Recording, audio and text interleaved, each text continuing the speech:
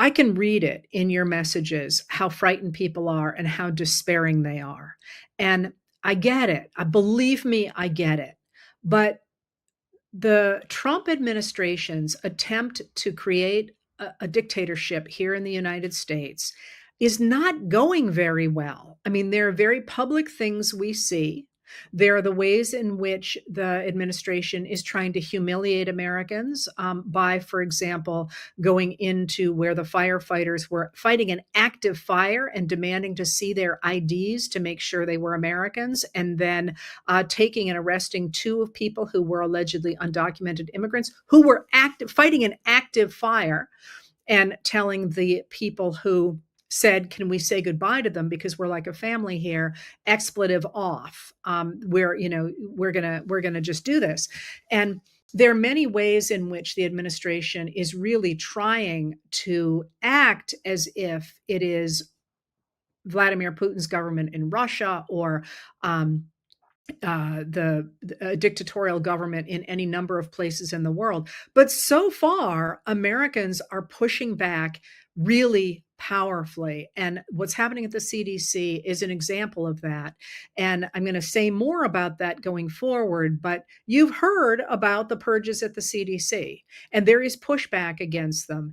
And there is at least a suggestion that these changes aren't going to stand. So I'm going to go with that for a little bit because I want to emphasize what I was talking about the other day with the Trump administration. I talked about it on Tuesday, but it bears repeating because I feel like people are afraid of a paper tiger, as they say. That is, Trump and his administration, and I do not believe he is the one calling the shots here. I believe that Stephen Miller, the deputy uh, White House chief of staff, the person who is behind the massive deportations and is the absolute white nationalist, is behind them. And I believe Russell Vogt, who is the director of the Office of Management and Budget, who was a key architect of Project 2025, and who has been decimating the U.S. government in order to put in place a theocracy. Right now, it really looks like those two are the ones primarily calling the shots, which, just as in a little bit of a side, is really interesting from a structural point of view. As I said to you months ago, power doesn't automatically vest in one spot or another. And there's been a lot of power sloshing around Washington, D.C. At first, it looked like Elon Musk was going to pick it up. It was pretty clear Trump didn't have a lot of it. Now it looks like Stephen Miller and Russell Vogt are the ones who are trying to grab hold of that power. But they are vulnerable because neither one of them is in an elected office. Neither one of them has their own power base, and they are dependent on President Donald Trump.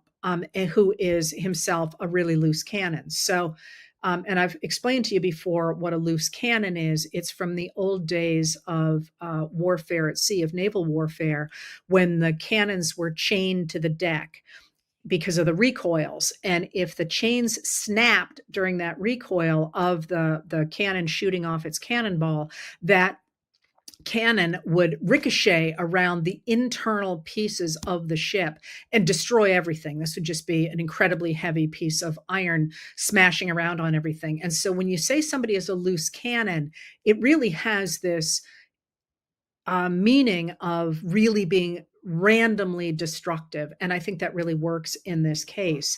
But Trump is not in good shape. If you watch anything he does, he is very clearly a loose cannon. They are having to stroke his ego all the time. He is increasingly doubling down on the idea of sort of being a real estate mogul in Washington. There are many things that he is, as an individual, appears to be unable to handle in the White House, and instead is sort of ending up in a bubble that people are feeding in order to put in place an authoritarian government. And one of the things that I am not the only one watching very closely, but that I am watching very closely, are the ways in which the administration is trying to deploy the military. So you're seeing it in Washington, D.C., for example, but you are seeing it there picking up trash, for example, or mulching the trees in the tidal basin near the Jefferson Memorial or near the Martin Luther King Jr. statue. And there is a sense that those military personnel are there to demonstrate that Trump and the MAGA Republicans control the Capitol. Now, remember, Congress is not currently in session. So you've got the president stamping control on the federal government. And yesterday, the Transportation Secretary, Sean Duffy, announced that the United States government would also take over Union Station. And Union Station is where the trains come and go and where the metro trains run from. And there, it's also where the veterans have been protesting the Trump administration. The guy who burned a flag, he is part of the protests near Union Station. Just as an aside here, one of the best cup of coffees I've ever had was in Union Station last year. So if you're in the area, you might want to check it out. But anyway, um, that takeover of Union Station is important because that will control how people get into and get out of the city on the metro lines. And if you've noticed today, the Trump administration has made noises about taking over South Station in Boston and South, not North Station. And that actually matters in Boston because South Station is the hub of the trains coming and going and the buses coming and going from Boston to the south. So that's sort of outward looking. North Station, which is actually not connected to South Station, which is a real nuisance when you live in the Boston area. But North Station is the opposite. It goes up to Maine. So nobody's talking about taking over North Station, which is where my heart is, because that's where my buses and trains tend to come and go from. But they're not. It's not nearly as well traveled as South Station. But there clearly seems to be a push to at least look as if the administration in the military is going to be in control of the train hubs in the east on the East Coast at least. And a lot of people go up and down that eastern corridor from Union Station to South Station. That is the Acela corridor, the Union corridor, the Eastern corridor, and that is the most heavily trafficked part of the railroad lines in the United States.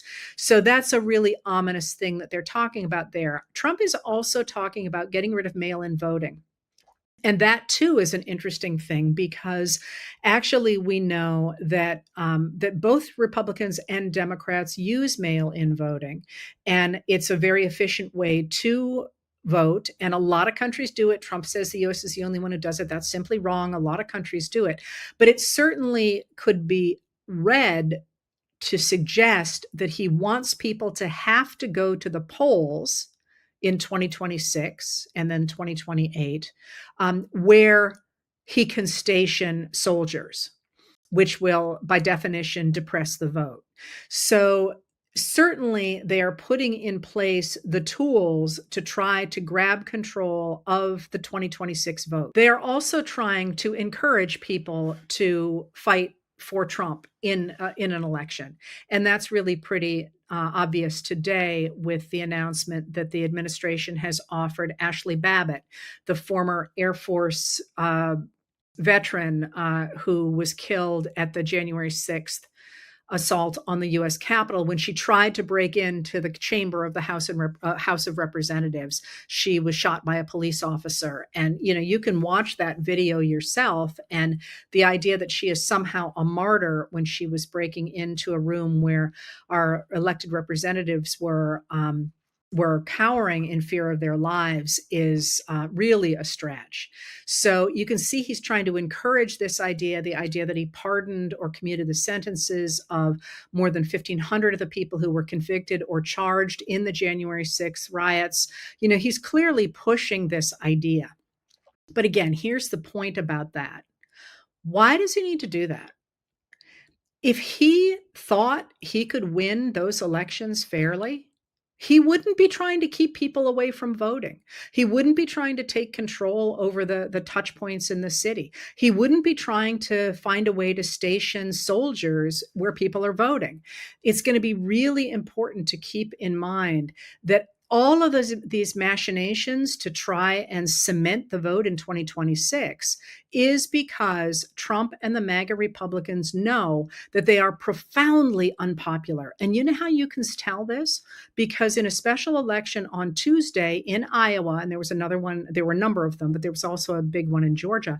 In Iowa, a district that had gone for Trump in 2024 by, I think it was 11 points, flipped to a Democrat by 10 points. There was a 21% flip in a Republican district in Iowa just 6 months, just less than a year after that election.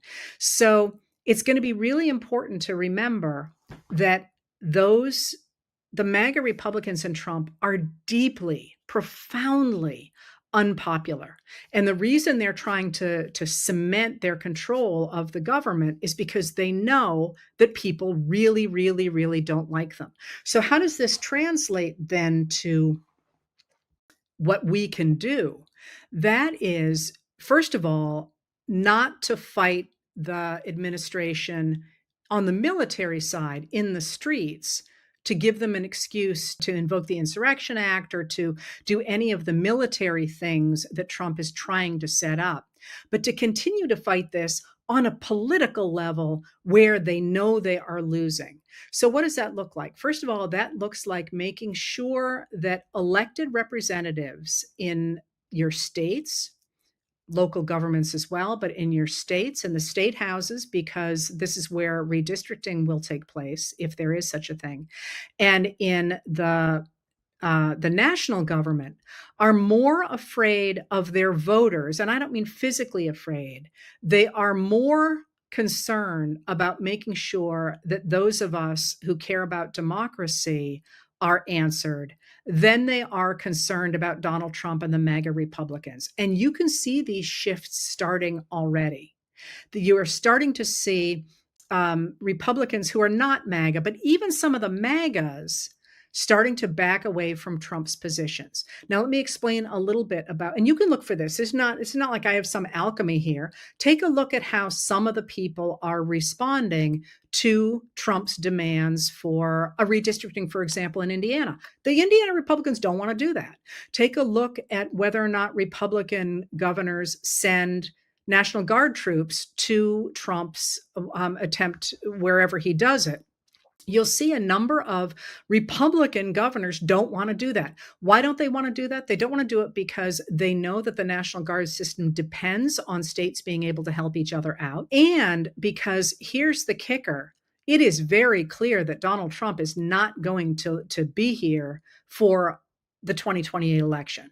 I mean, I could be wrong. Maybe the gods will favor him and, drop fairy dust on him, but he is not going to be functioning in 2028 in such a way that he is going to help the MAGA Republican Party. And again, the tariffs haven't even really kicked in yet. So, so a lot of people are looking at the Republican Party under Donald Trump and they're backing away. Now I'm not saying they're abandoning him, but political people and business people are unsure which is going to be the successful place to be in the future. That's what they're trying to figure out. And they're dancing it right now. And you can see them doing it, and you'll see this in people being slow to commit troops, for example, being slow to introduce bills. They're stalling. They're waiting to see what happens, to see how long Trump's going to be around and whether he can turn around the fury of MAGA at him that has been building since early July and even since before that, over deportations, over the economy, and over now the fact that the administration says it will not release any more information about the Epstein files, even though we know that Trump is in them. That is still a real issue. It's still a real issue for MAGA, and it's going to become a bigger issue on September 3rd, the first day that Congress is back in session, when Democratic Representative Ro Khanna from California is working together with Representative Thomas Massie of Kentucky to interview victims of Jeffrey Epstein and Ghislaine Maxwell on in front of Congress. That's going to put that story very much back in the news, and you know that Trump is extremely worried about that. But MAGA is also unhappy about something that Trump dropped very casually the other day in a meeting with the South Korean leader in the Oval Office, and it's listening to his press conferences and his press opportunities now is just like fingernails down a chalkboard. But because he no longer has even any kind of a filter, you hear a lot about what he's thinking about. That's been the true for a while, but he just pops out with stuff now that's often a surprise. But if you hear about this stuff, one of the ways, here you go, let me tell you something. If you hear about this stuff and you want to check me, for example, or check anybody about what they say, the way you can do that is you can go to a YouTube channel that offers transcripts, and many of them do. You say you want transcripts, it's there under the little window, and then the transcript appears on the right hand side. If you go to that transcript, you can then search the transcript for a keyword. So if you wanted to read the conversation that I'm about to tell you about, you can go to YouTube, you can look for Trump and South Korean leader. The video will come up, and it goes on for a really long time, and normally you wouldn't listen to that because it's hours and you don't have that kind of time. Call up the transcript, search for what I'm going to tell you here, and you can read this exchange yourself. It's actually really quick once you start to do it. And if anybody's interested, by the way, I'm happy to do sort of a tutorial on how to get some of this information. People seem to think I read everything under the sun. I really just know how to do research. And once you know the shortcuts, it's a lot less onerous than you think it is. Anyway, he very casually dropped in that conversation that he wanted to start letting in 600,000 Chinese students to the United States of America. That's about twice as many who were studying in the United States before he got into office. And his sort of casual reasoning, as clear as it could be made out, was the reality that in the United States, because we have so dramatically cut funding for higher education, our higher education really depends on people from other countries coming to the US for college, for university, and for graduate school, because they pay, not always in graduate school, but for college and university. And the difference between a college and a university is a college does not have a graduate school and a university does.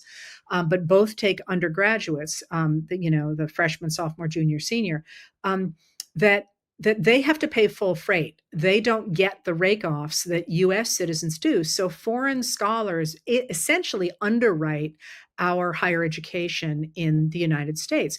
And so he sort of very casually said, yeah, we should have these people come in again. Well, MAGA, if you remember, is all about discriminating against foreigners, especially foreigners that they don't consider white.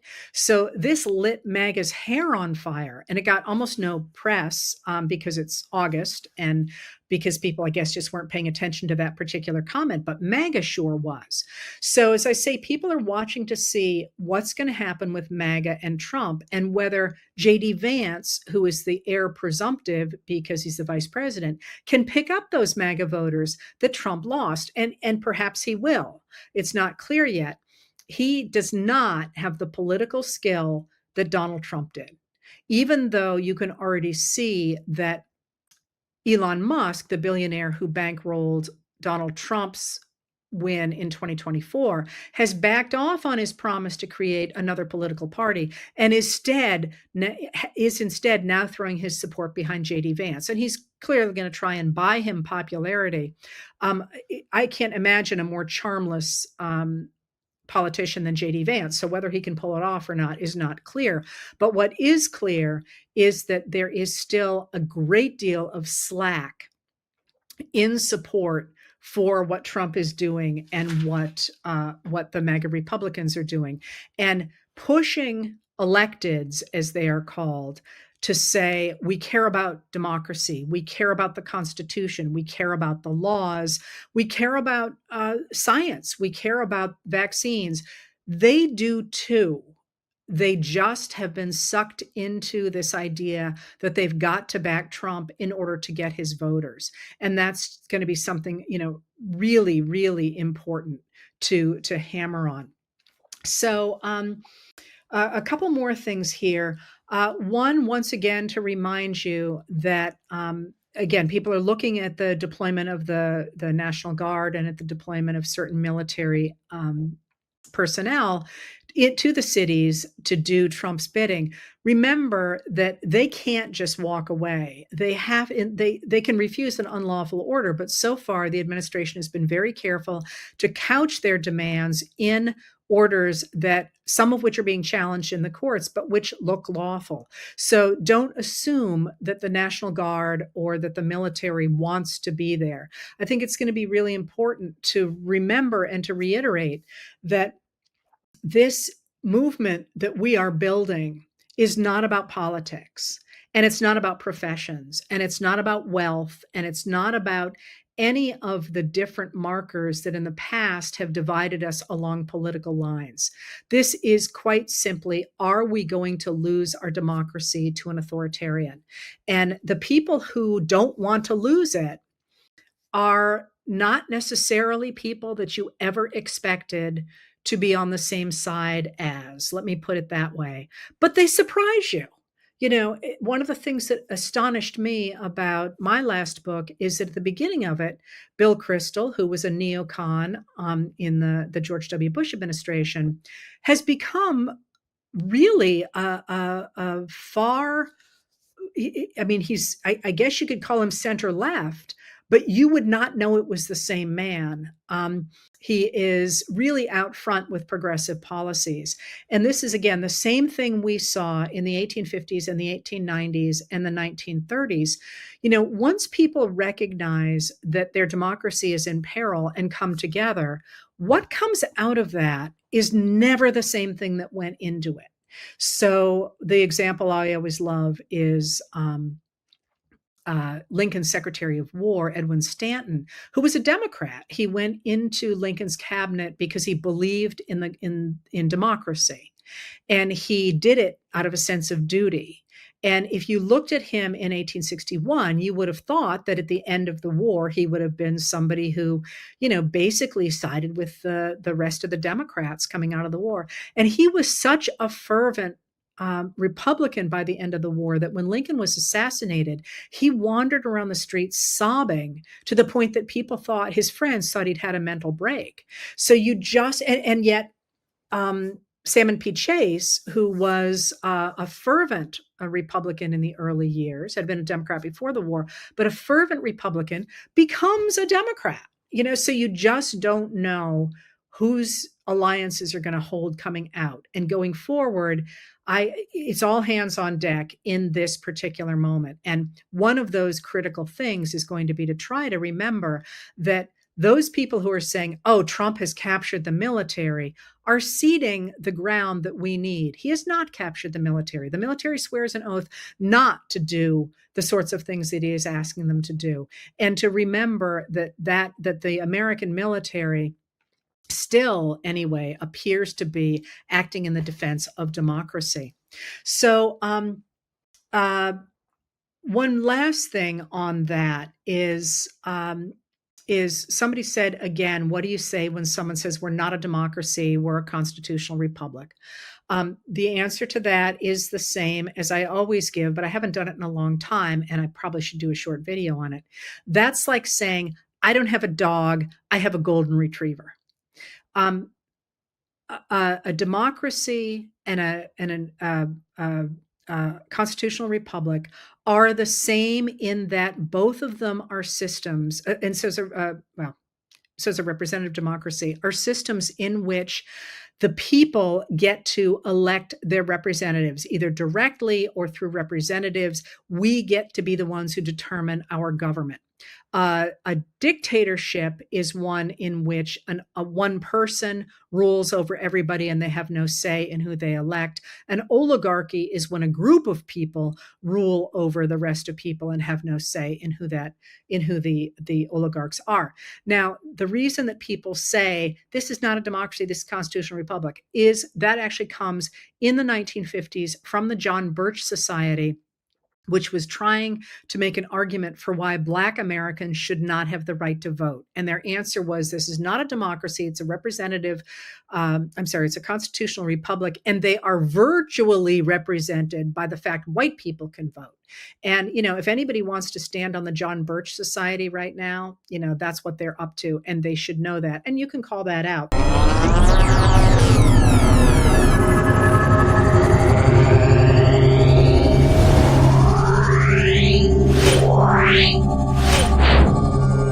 Yeah.